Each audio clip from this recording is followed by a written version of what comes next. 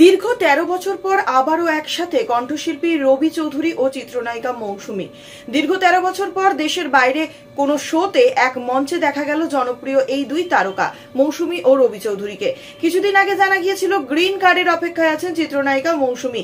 Green card পেলেই সপরিবারের দেশ ত্যাগ করবেন এই অভিনেত্রী। বর্তমানে তিনি যুক্তরাষ্ট্রে রয়েছেন। এর আগে দেশের বাইরে তারা পারফর্ম করেন ২০১১ সালে, সেটা ছিল কাতারে। যুক্তরাষ্ট্রের কয়েকটি অঙ্গরাজ্য স্টেজ শো করতে সম্প্রতি বাংলাদেশ ছাড়েন এই রবি চৌধুরী। নিউ ইয়র্কে নেমে পরদিন তিনি চলে যান নিউ জার্সি। সেখানকার একটি মঞ্চে গত শনিবার রবি চৌধুরী মৌসুমী একটি স্টেজ শোতে পারফর্ম করেছেন। এদিকে কয়েক মাস ধরে যুক্তরাষ্ট্রে স্থায়ীভাবে থাকছেন মৌসুমী। ইদানিং তাকে সেখানকার মঞ্চেও পাওয়া যাচ্ছে। তারই ধারাবাহিকতায় নিউ জার্সির মঞ্চে গিয়েছেন মৌসুমী। অভিনেত্রীর গানের প্রতিভা নিয়ে রবি চৌধুরী বলেছেন, নায়িকা হিসেবে সবার কাছে পরিচিত হলেও সে দারুণ গান গায়। এটা কিন্তু আমার বন্ধু বলে বলছি না, অভিনয়ের কারণে গানটা হয়তো গাইতে পারেনি সে। এবার কানাডায় অরুণা বিশ্বাসকে নিয়ে মুখ খুললেন পরিমণি। বৈষম্য বিরোধী ছাত্র আন্দোলনের শিক্ষার্থীদের ওপর গরম পানি ঢালার পরামর্শ দেওয়া অভিনেত্রী অরুণা বিশ্বাসকে নিয়ে ক্ষুব্ধ অনেক তারকাই। এর মধ্যে রয়েছেন চিত্রনায়িকা পরিমণিও। তাকে নিয়ে প্রকাশ্যে কথা বলেছেন এই শিল্পী।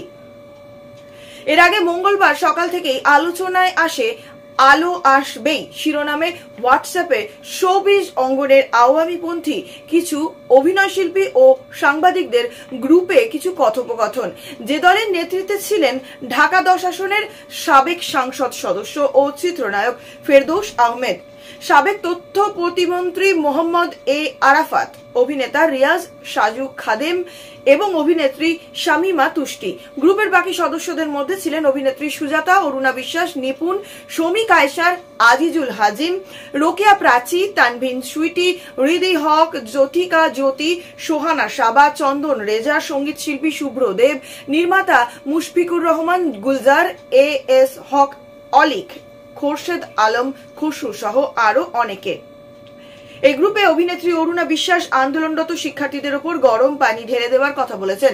অভিনেত্রীর এই কথায় চটেছেন পরিমণি। সামাজিক যোগাযোগ মাধ্যমে ঢালিউডের এই গ্ল্যামার গার্ল লিখেছেন, অমানুষ, হিংস্র, লোভী, এত হিংসা নিয়ে কখনোই শিল্পী পরিচয় বহন করতে পারেন না আপনি। ঠিক আপনাকে একটা ধিক ধিক ধিক। এছাড়া ওই গ্রুপে আন্দোলনের পক্ষে যারা প্রোফাইল লাল করেছিলেন তাদের চিনে রাখা এবং পরবর্তী সময়ে সাইজ করার হুমকিও দেওয়া হয়।